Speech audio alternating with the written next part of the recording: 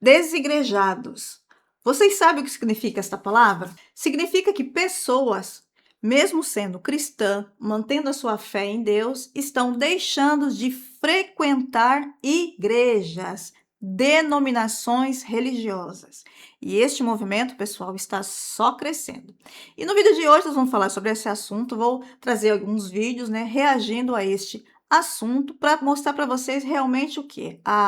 Aquela velha questão, quem está falando a verdade sobre este assunto? E para você que não me conhece, meu nome é Fernanda e sejam muito bem-vindos ao nosso canal Engajamento. É um canal novo que precisa de inscritos, então eu venho aqui humildemente pedir a você para se inscrever nesse canal, deixar aquele like, aquele comentário e, se possível, compartilhar com outras pessoas, para que esse assunto chegue também a quem realmente precisa de algum tipo de esclarecimento, E para você também criar como um hábito, o questionamento, gente? Que o principal objetivo desse canal sempre vai ser trazer os dois lados para nós podermos questionar, e tirarmos as nossas próprias conclusões. Tá bom? Dito isso, agora sim, vamos para o vídeo. Então vamos ver o primeiro vídeo, Com certeza ele deve ser um pastor, falando aí, dando a opinião, dele a respeito dos desigrejados. Desigrejados, não adianta espernear, gritar e nem xingar. Se você não vai à igreja, você não irá ao céu. Eu publico esse vídeo para que mais pessoas voltem a congregar. Quem não congrega não será salvo. Eu vou ler 2 textos e você não terá mais dúvidas sobre isso. Primeira carta de Paulo a Timóteo diz assim, capítulo 3, versículo 14. Escrevo-te estas coisas esperando enviar-te depressa. Mas se eu tardar, para que saibas como convém andar na casa de Deus, que é a igreja do Deus vivo, a coluna e firmeza da verdade. Livro de Hebreus, capítulo de número 10, versículo 25. Não deixando de congregar, como é costume de alguns, nós precisamos congregar. A igreja de Cristo é um corpo. E se você amputar o braço, esse braço vai deixar de fazer parte do corpo. Ele vai gangrenar, ele vai apodrecer e vai ter que ser jogado fora, no lixo, no lixão. Qual será a parte da Bíblia que está dizendo que uma pessoa é um lixo, gente? A partir do momento que ele não frequenta nenhum tipo de igreja, ele passou a ser um lixo. Eu estou usando as palavras dele, tá, gente? Mas eu entendi o que ele quis dizer. Só que assim, pela visão dele, a pessoa que passa a não frequentar igreja, passa a ser assim um excluído, simplesmente excluído. Na visão dele, bem explicado, na visão dele, mesmo ele lendo aí a Bíblia, na visão dele, a pessoa simplesmente não tem salvação, só porque ele não frequenta igreja. Olha, vamos continuar. Assim acontecerá com as pessoas que dizem, eu sou a igreja. Mentira do diabo. Jesus disse que para ser igreja tem que se reunir no nome dele. Jesus disse, eu estou no meio quando se reúnem no meu nome. Mas ele não disse que teria que ser numa igreja dentro de 4 paredes como denominação. Ele disse que se as pessoas estiverem reunidas em nome dele, ali ele está. Em nome dele, mas ele não disse que tem que estar dentro de uma igreja. Mas vamos continuar. Ter comunhão. Portanto, quem não tem igreja, quem não tem pastor, não irá para o céu. Interessante que ele fala, quem não tem pastor. Bom, o meu pastor é Deus, não é nenhum homem da terra. Eu sirvo somente a Deus, Pelo menos é o que eu entendo de religião, Mas é as ideias dele aí, vamos continuar. Que a igreja é a coluna e firmeza da verdade. Receba essa verdade, repartilhe esse vídeo, ou republique esse vídeo, para que mais pessoas conheçam a verdade. Pronto, é a ideia dessa pessoa que criou esse vídeo. Com certeza deve ser um pastor. Agora vamos ver um outro vídeo de uma outra pessoa que vê aí os desagregados com uma outra visão. Vamos lá. Muita gente confunde evangelho com sistema religioso. Eu preciso te lembrar de uma coisa, presta bem atenção. O evangelho nunca construiu templos. O evangelho nunca criou denominações. O evangelho nunca levantou sistemas religiosos. Durante séculos, os seguidores de Jesus se reuniam em casas, nas ruas, nas praças, ao redor de uma mesa, compartilhando a vida, compartilhando a fé, compartilhando o pão. Eles não tinham catedrais, não tinham mega templos, não tinham placas denominacionais. O que eles tinham era uma comunidade construída ao redor de Jesus, o caminho. Mas ao longo da história isso começou a mudar, principalmente a partir do século IV, quando o cristianismo passou a ocupar o lugar de poder dentro do Império Romano. A partir daquele momento, muita coisa se transformou. Aquilo que era simples começou a se tornar complexo. Aquilo que acontecia nas casas começou a migrar para grandes estruturas. Aquilo que era um caminho passou a se tornar uma religião. E aos poucos, o cristianismo institucional foi ocupando espaço que antes pertencia à simplicidade do evangelho. E hoje muita gente... Essa palavra é tão bonita de se ouvir, né, gente? Simplicidade do evangelho. Isso sim, parece que traz uma calma no coração das pessoas, né? A simplicidade do evangelho. Simplesmente isso, gente. As pessoas quando vão à igreja, eles querem a coisa mais simples do mundo, só escutar a palavra de Deus. Mas não, existem templos, existem igrejas que estão fazendo disso uma tortura para algumas pessoas, tá? Não estou dizendo que são todas, tá, pessoal? Não vim esse vídeo, o intuito do vídeo não é dizimar para que a pessoa, não, você não precisa ir à igreja, não é nada disso, mas que faz sentido, né? Nos dias de hoje, como eu disse, não são em todas as igrejas, mas uma grande parte das igrejas hoje visam, né? Mais para frente a gente vai ver isso, infelizmente visam muito lucro, muito feitas de status, né, gente? E para algumas pessoas isso pesa na decisão de frequentar ou não. Fora, né, o comportamento das pessoas dentro da igreja também que desanima algumas pessoas, né? Eu sei que tem muitos pastores que falam que se você desistiu de ir à igreja porque você observou o que o seu irmão fez, significa que você não foi na igreja buscar Deus. Mas não é por aí, gente. Ninguém consegue ficar num ambiente.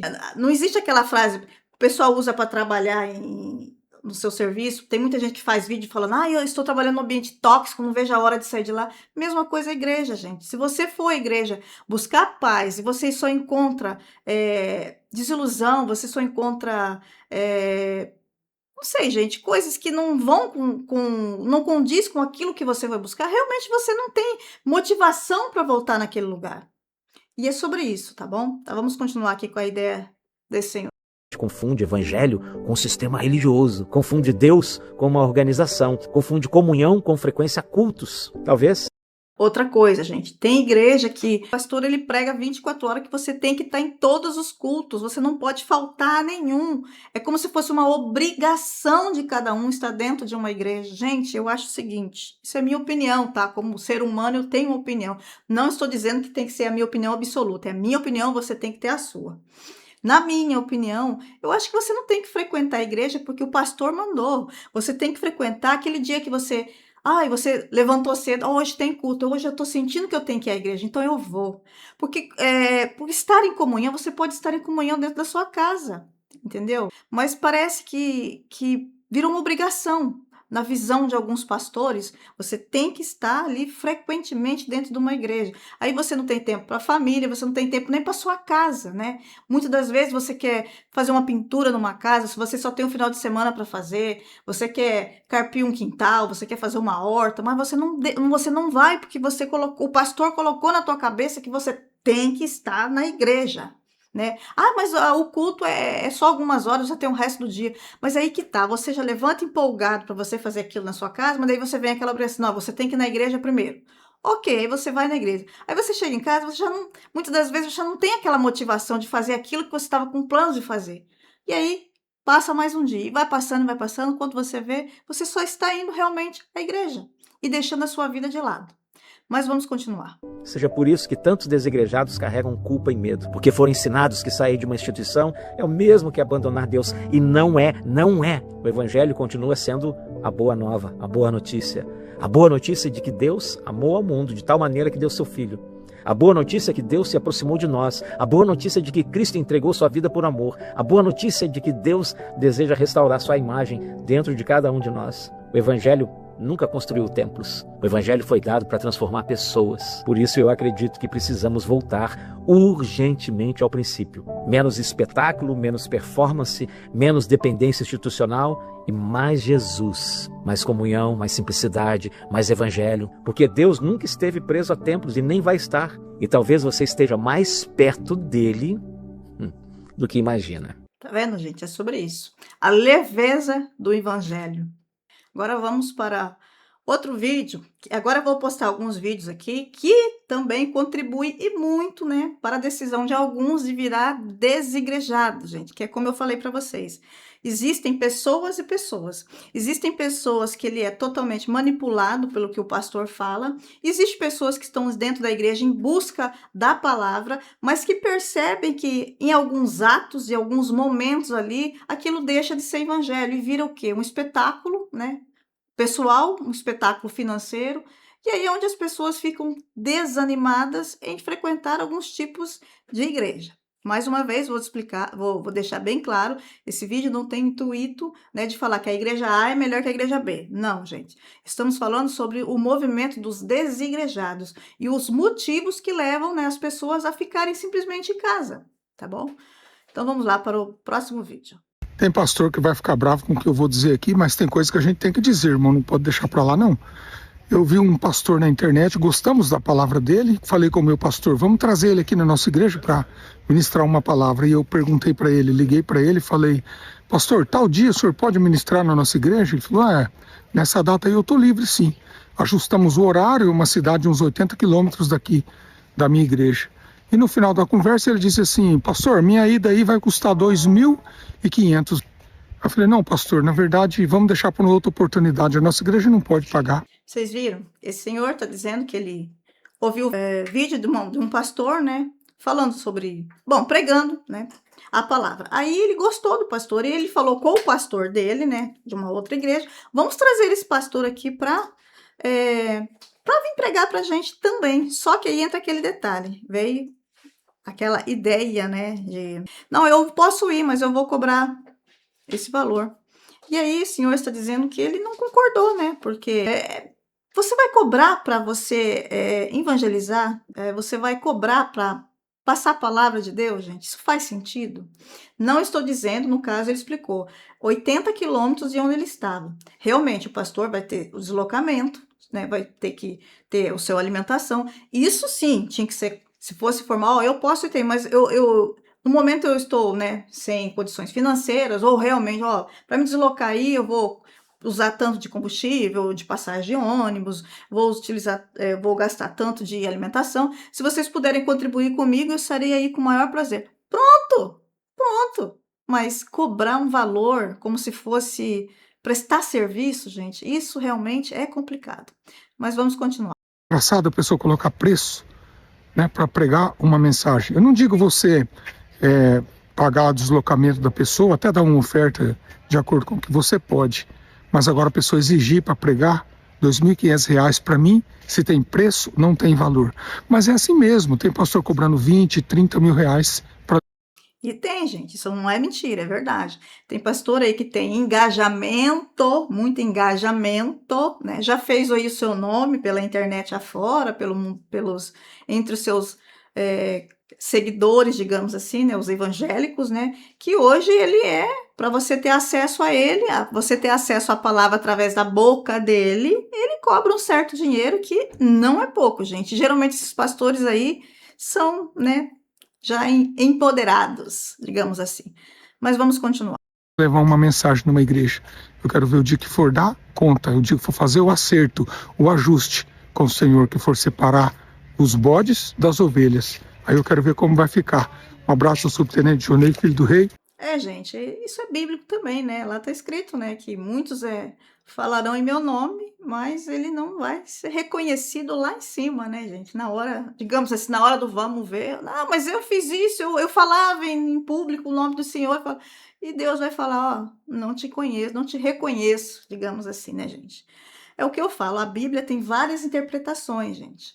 Então, cabe a nós lermos a Bíblia, né, e tirar as nossas próprias conclusões, né? Sem precisar ir de intérpretes, de pessoas que se diz representantes de Deus na Terra. Essa palavra para mim já não funciona, gente. Por que ele é melhor do que eu? Digamos, se o pastor é melhor do que as ovelhas. Então quer dizer que as ovelhas nunca vão poder ser pastor, sempre vai ser ovelha. Porque ele sim foi indicado para Deus, para ele poder ministrar, para ele poder falar para as outras pessoas.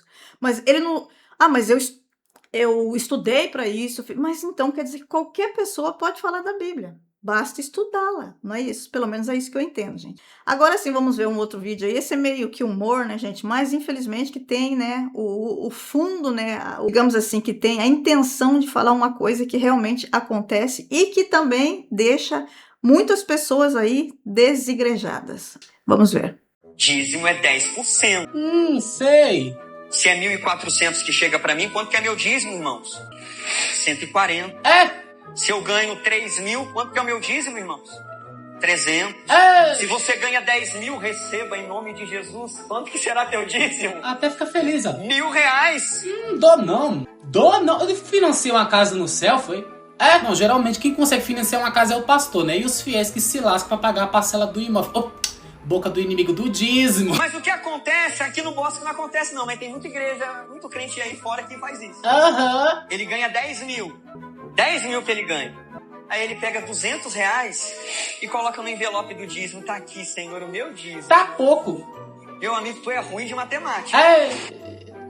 Não, filho. Pra acreditar que Deus tá lá em cima pedindo que você pegue 10% do seu salário suado e entregue nas mãos de um pastor no tempo de hoje, não é só ruim de matemática, não, é ruim do juiz, meu filho, é perturbado. E se o fiel pegasse esses 1.000 e comprasse de cesta básica para os pobres e necessitados que Jesus tanto falava, não vale como dízimo não, pastor? É, não, endemoniado, porque a igreja já ajuda os pobres e necessitados. Ajuda sim. Aqui, cristão, como ajudou esse pobre a comprar uma casa? Lembra do condenado? Na casa desse menino.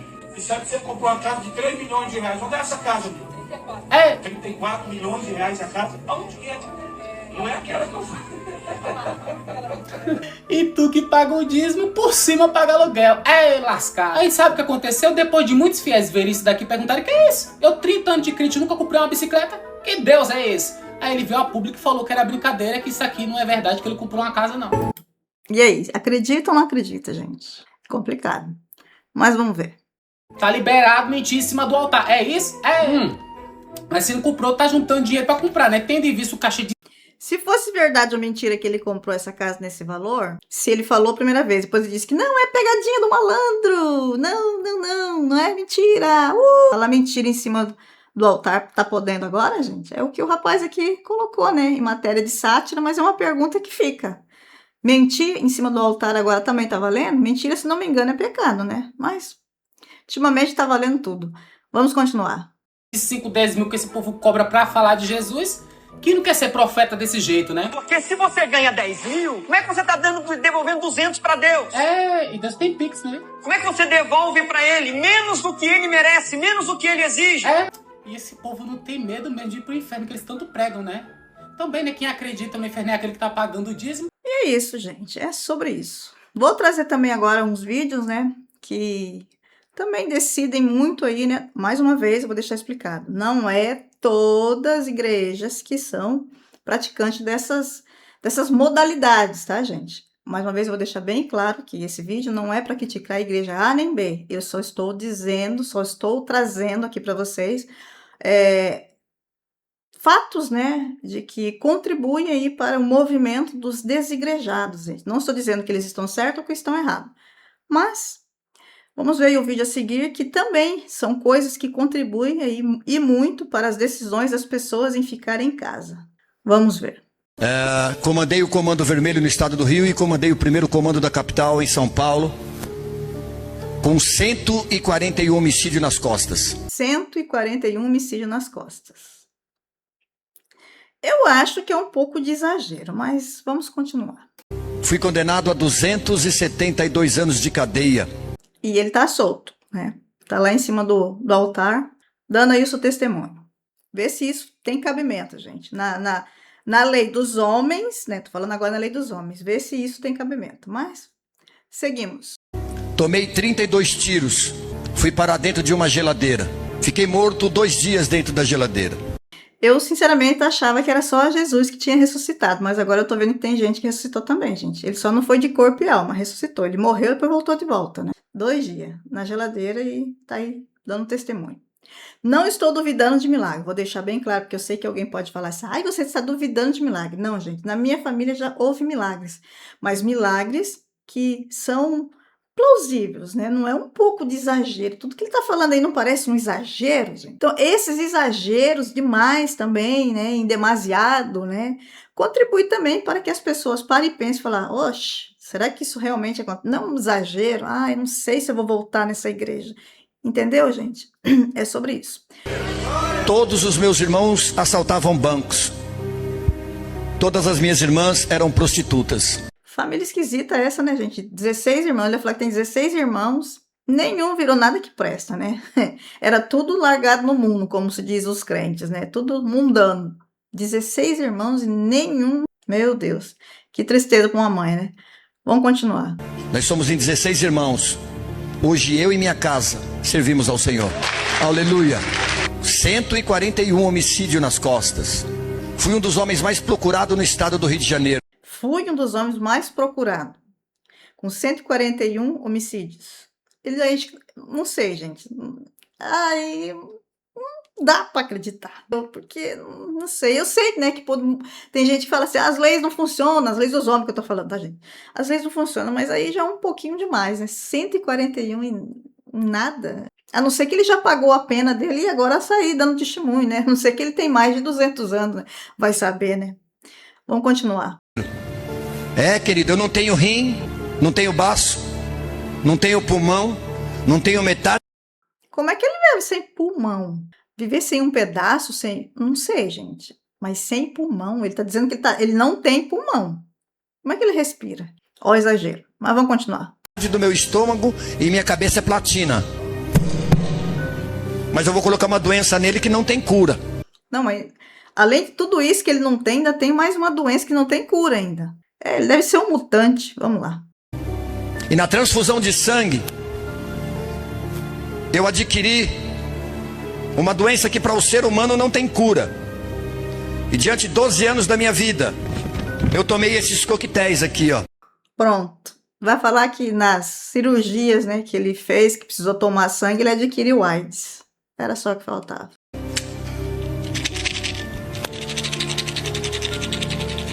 Até que eu descobri dentro da Bíblia que está escrito assim: ele levou sobre mim, ele levou sobre si todas as nossas enfermidades. É verdade, está escrito. Enfermidades, mas aí no seu caso é fora do normal, né? Tudo isso que você passou. Mas vamos continuar. Aqui, querido, eu tinha AIDS. 12 anos com o vírus da AIDS. E hoje, para a honra e glória do meu Deus, eu sou doador de sangue. Na medicina, gente, agora eu vou falar pro lado da medicina, né? Eu acho meio impossível uma pessoa que se diz que teve ou que tem o vírus da AIDS ser doador de sangue, né, gente? Porque até pessoas que já teve hepatite não pode doar sangue. Imagina uma pessoa que tem uma doença nesta gravidade ou que teve, né, gente? Algum médico admitir que ele seja doador. Mas é o que eu falei, é os exageros, né? Para quem pensa, tá, gente? Para as pessoas que raciocinam, né? Logicamente, isso é um pouco de exagero. Agora, tem pessoas que realmente vai acreditar em tudo e tá certo, tá tudo certo e vida que segue. Aqui é uma outra realidade, é uma outra igreja, né? Que tem esse comportamento aí meio que esquisito, né, gente? Dizendo que eles estão ali para glorificar o nome de Deus, né? O cristianismo deles aí é diferenciado, né?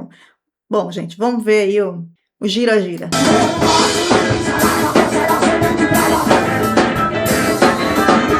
A mulher gira tanto, gente, que ela começa a passar mal. Olha a situação. Gente do céu. Eu só de olhar já passo mal porque eu tenho labirintite. Só de eu ver ela girar assim, o meu mundo gira junto com ela, gente. Exatamente. Agora eu pergunto, para que esse exagero? É onde as pessoas tomam decisões, né? Mas vamos lá.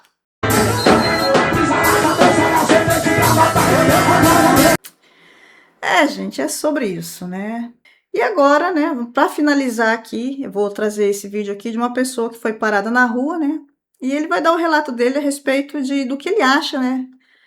Das pessoas aí frequentar igreja ou não. De qual religião você nunca seria? Todas.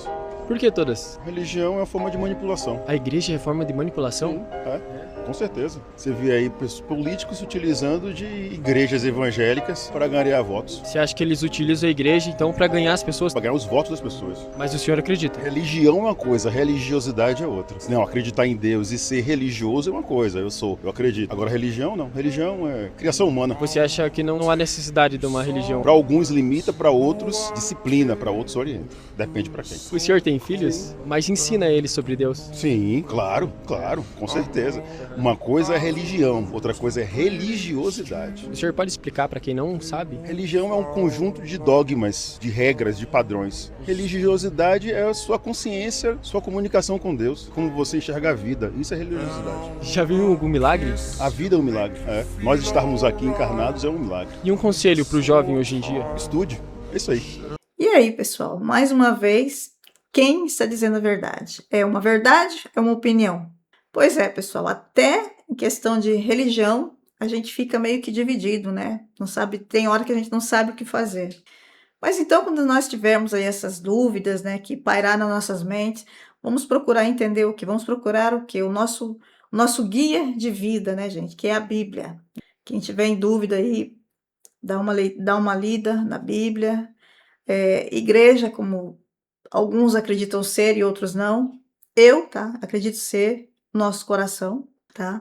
Os nossos corações de vez em quando entram em contradição com muita coisa, né, gente? Isso é normal, normal nosso, né? Nós somos seres humanos, nós temos falhas, nós temos defeitos, mas assim, né? Temos que nos basear através do nosso guia, né? Que seria o que? A Bíblia. E não por falatórios de pessoas o tempo todo, dizendo o que você tem que fazer, o que você não tem que fazer, impondo regras para você. Isso realmente, gente, cansa as pessoas, tá? Porque hoje em dia as pessoas querem procurar, as pessoas estão em busca de paz, que é o que precisa nesse mundo de hoje. E essa paz você só encontra na Bíblia e não em quatro paredes. Tá bom, meus amores? O vídeo foi esse, espero que vocês tenham gostado. Se já gostou, deixa o like de vocês. E, principalmente, meus amores, deixa aquele comentário para dar engajamento no vídeo, para levar, e se possível, né, vocês compartilhem aí com alguém, para a gente tentar, né, apesar que, como eu disse, né, não existe verdades absolutas, né? Existe o que? Um Deus que é para todos e que morreu por todos. Tá bom, meus amores? Grande beijo da fé, fiquem todos com Deus e até o próximo vídeo.